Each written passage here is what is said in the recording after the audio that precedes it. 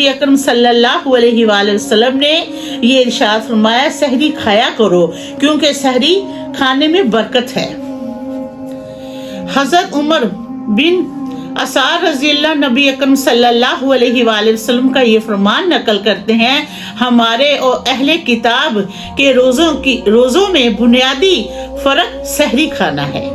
हज़रत ज़ैद बिन साबित रज़ियल्लाहु अन्हु बयान करते हैं, हमने नबी अकरम सल्लल्लाहु अलैहि वसल्लम के हमवार सहरी खाई और फिर नमाज के लिए खड़े हो गए, यानी नमाज अदा की। रावी कहते हैं, मैंने दरियाफ्त किया इन दोनों के दरमियान कितना वक्फा था, तो आप सल्लल्लाहु अलैहि वसल्लम ने फरमाया 50 आयात की तिलावत के बराबर वक्फा है।